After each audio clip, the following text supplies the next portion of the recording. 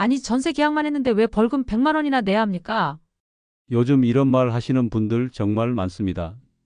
계약서를 잘 썼는데도 정부에 신고를 안 했다고 벌금을 낸다는 겁니다. 가뜩이나 힘들게 사는 서민들한테 이런 황당한 벌금을 물리는 정부에 화가 납니다. 믿기 어렵죠? 그런데 진짜로 6월부터는 그렇게 됩니다. 전세, 월세, 사글세 계약하고 나서 정부에 신고를 안 하면 아무것도 안 해도 벌금이 100만 원까지 나올 수 있어요. 이제는 계약서만 가지고 있어도 안 되고 정부에 따로 신고를 꼭 해야 합니다. 안녕하세요. 저는 시청 세무과에서 30년 넘게 일했고 지금은 은퇴 후에도 상담을 도와드리고 있는 이재권입니다. 오늘 영상에서는 전월세 계약을 꼭 신고해야 하는 이유, 어떻게 신고해야 하는지, 세입자든 집주인이든 꼭 알아야 할 주의사항까지 하나하나 아주 쉽게 알려드릴 겁니다.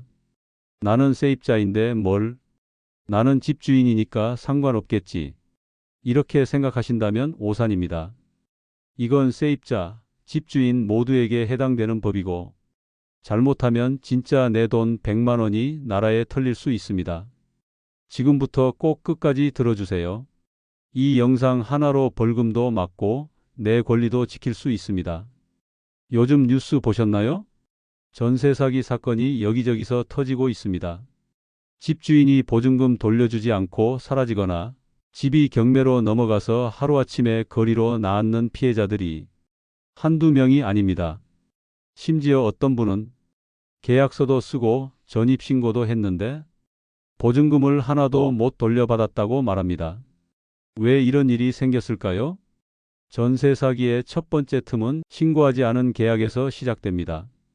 정부는 이런 피해를 막기 위해 전월세 신고제라는 제도를 만들었습니다. 그런데 이 제도 알고 계셨나요? 사실 이 제도는 벌써 2021년에 만들어졌습니다.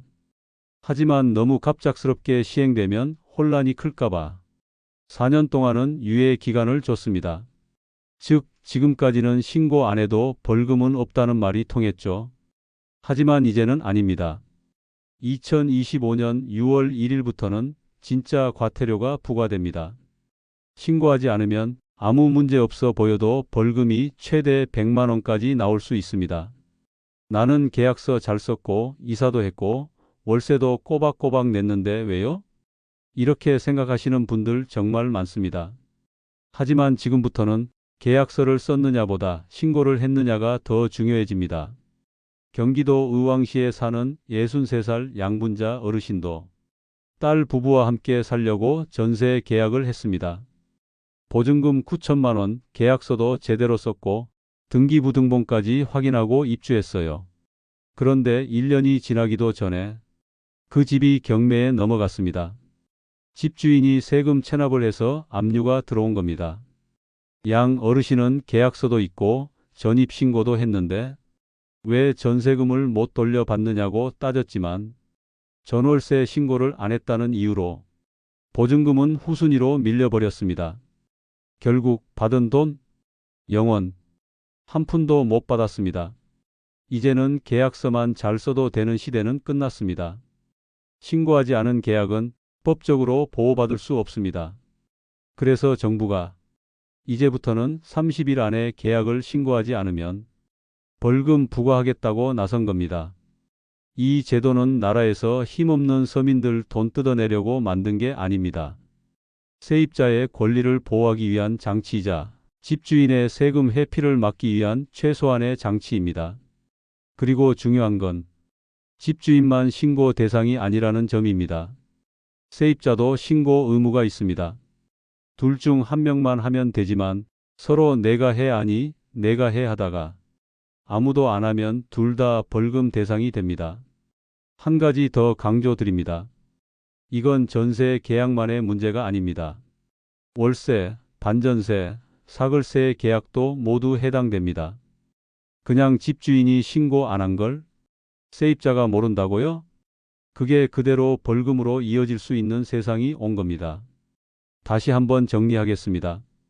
2025년 6월 1일부터는 계약 후 30일 안에 반드시 신고해야 합니다. 신고 안 하면 최대 100만 원 벌금이 나올 수 있습니다. 신고 안 된 계약은 보증금 보호도 안 됩니다. 집주인, 세입자 둘 다 신고 대상입니다. 그런데 이런 오해를 하고 계시는 분들이 여전히 많습니다. 이게 다 세금 더 거두려는 거잖아요. 서민들 지갑에서 또 뜯어가려는 거 아니에요. 전월세 신고제 이야기를 하면 많은 분들이 이렇게 말씀하십니다. 솔직히 이해합니다. 물가도 오르고 집세도 오르는데 이제는 신고까지 안 하면 벌금이라니 그 말만 들으면 정부가 괜히 귀찮은 일 만든 것처럼 느껴지죠. 하지만 이 제도는 단순히 세금을 거두려는 목적만으로 만들어진 건 아닙니다. 진짜 이유는 따로 있습니다. 먼저 가장 중요한 건 세입자 보호입니다. 예전에는 전세 계약을 하고 전입신고만 해도 전세금을 지킬 수 있다고 생각했죠. 그런데 실제로는 확정일자를 받지 않으면 보증금이 법적으로 보호되지 않는다는 걸 모르고 지나간 분들이 정말 많았습니다.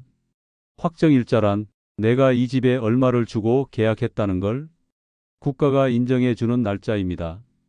이 날짜가 있어야 혹시 나중에 집이 경매에 넘어가도 세입자가 먼저 보증금을 돌려받을 수 있습니다. 문제는 이걸 따로 신청하지 않으면 전혀 자동으로 처리되지 않았다는 것. 그래서 정부는 아예 전월세 신고를 하면 확정일자가 자동으로 등록되도록 편리하게 바꾼 겁니다. 쉽게 말해 신고만 잘하면 보증금 보호도 함께 따라오는 구조가 된 거죠. 또 하나의 이유는 집주인이 전세금, 월세금, 세금 빼돌리는 문제 때문입니다. 지금까지는 집주인이 월세를 받아도 그걸 세무서에 신고하지 않는 경우가 많았습니다. 세입자도 딱히 신고 안 하고 집주인도 세금 안 내고 그냥 계약서만 잘 쓰면 되지 하고 지나갔죠. 그런데 이런 구조가 계속되니까 정부 입장에서는 월세금이 얼마인지도 모르고 세금은 세금대로 빠지고 세입자는 보증금도 못 지키는 일이 반복됐습니다. 그래서 나온 게 전월세 신고제입니다. 이 제도를 통해 정부는 한 번에 두 가지를 해결하려 합니다. 세입자는 신고만 잘하면 확정일자 자동 등록 보증금 보호, 집주인은 신고된 계약 기준으로 정확한 임대소득 계산 가능. 이런 걸 보면 이 제도가 무조건 나쁜 것만은 아닙니다. 물론 불편하죠. 신고하러 가야 하고 서류도 챙겨야 하니까요. 하지만 생각해보면 계약서에 도장만 찍고 끝내는 시대는 이미 지났습니다. 이제는 내 돈을 내 손으로 지키는 시대입니다. 그래서 이렇게 생각하시면 편합니다. 어차피 전입신고하러 가시는 참에 이것도 같이 신고하는 겁니다. 우리 집은 월세도 작고 동네도 외지고 신고 안 해도 괜찮겠지요? 이런 질문을 정말 많이 받습니다. 하지만 저는 그때마다 이렇게 말합니다. 선생님, 이젠 그런 말씀이 제일 위험해요. 괜찮겠지 하고 넘긴 분들 중에 6월부터 과태료 통지서 받는 분들 생각보다 훨씬 많습니다. 63살 이금자 어르신은요, 서울 외곽의 오래된 오피스텔에 딸과 단둘이 살고 있었습니다. 보증금 5천만 원에 월세 40만 원. 시장에서 채소 팔아 겨우 모은 돈으로 계약한 집이었죠. 계약서도 썼고 전입신고도 마쳤습니다. 그런데 한 달 전 집주인으로부터 이런 연락을 받으셨답니다. 혹시 전월세 신고 안 하셨어요? 관할구청에서 연락이 왔다고 하네요. 깜짝 놀라서 알아봤더니 월세가 기준 금액보다 높아서 신고 대상이었던 겁니다. 몰랐다고 해도 소용없었습니다.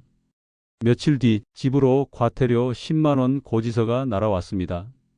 이금자 어르신은 말하셨죠. 아니, 그냥 살고 있었을 뿐인데 정부가 벌금을 물릴 줄은 몰랐어요. 진짜 억울했어요. 혹시 여러분도 난 아니겠지 하고 계신가요? 이제는 정확히 아셔야 합니다. 과태료가 나오는 기준 딱 세 가지만 기억하세요. 첫째, 금액 기준입니다. 전세 보증금이 6천만 원을 넘거나 월세가 30만 원을 넘으면 무조건 신고 대상입니다. 둘 중 하나만 넘어도 신고하셔야 돼요. 둘째, 지역 기준입니다.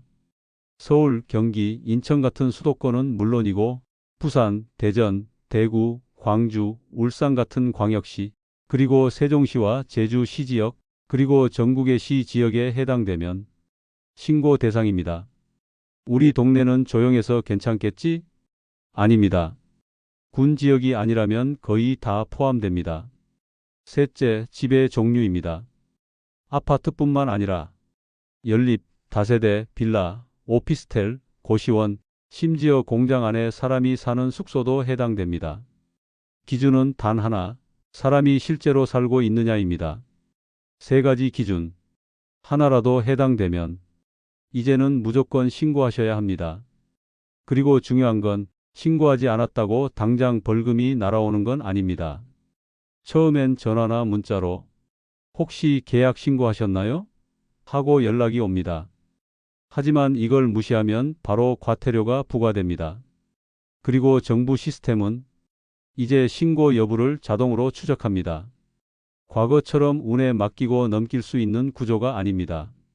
전세든 월세든 이제는 계약했다면 신고했는가? 가 제일 중요한 질문입니다.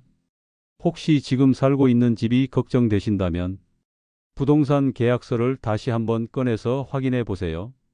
이제 어디 가서 신고하는지, 어떻게 신고하는지 복잡할 것 같지만 5분이면 끝나는 신고 방법을 하나하나 알려드리겠습니다. 지금 확인하시면 과태료 100만 원을 막을 수 있습니다. 그런데 새로운 법이 생겨도 누구 하나 친절히 알려주는 곳이 없습니다. 신고는 하라고 하면서 어떻게 하라는 건 말 안 해주더라고요. 그동안 이런 불만 정말 많았습니다. 실제로 제게 전화를 주시는 어르신들도 이런 말씀을 하세요. 컴퓨터는 못 켜요. 주민센터 가야 하나요? 계약서는 있는데 이걸 어디다 내야 하죠?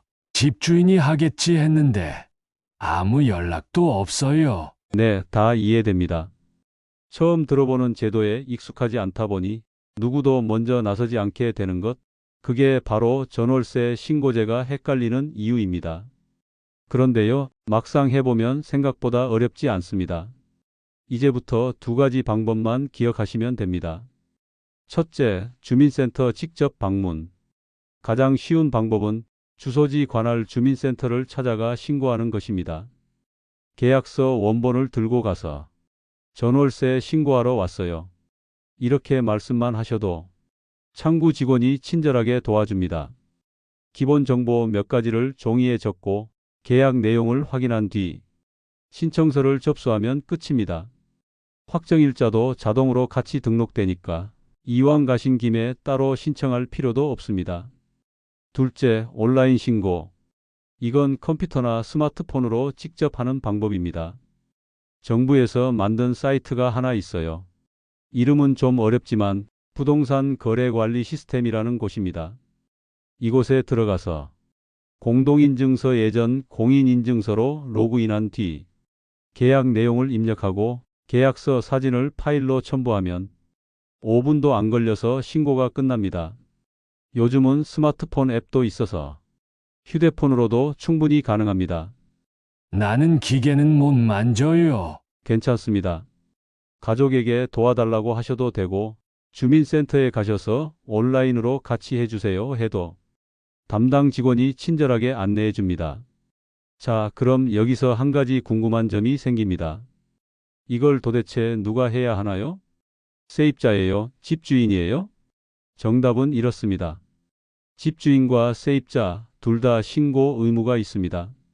하지만 한 명만 하면 됩니다. 한 명이 신고를 완료하면 다른 한 명은 자동으로 신고한 걸로 인정됩니다. 그럼 누가 하는 게 더 좋을까요? 제가 상담을 드릴 때는 항상 이렇게 말씀드립니다. 세입자분이 직접 하시는 게 제일 안전합니다. 왜냐고요? 전월세 계약을 신고하면 확정일자가 자동으로 따라오는데 이게 바로 전세 보증금을 지키는 유일한 방법이기 때문입니다. 예를 들어 집주인이 집을 담보로 대출을 받았고 그 대출 날짜가 세입자의 확정일자보다 빠르면 은행이 보증금을 먼저 가져가고 세입자는 나중에 돈이 남아야 받을 수 있습니다.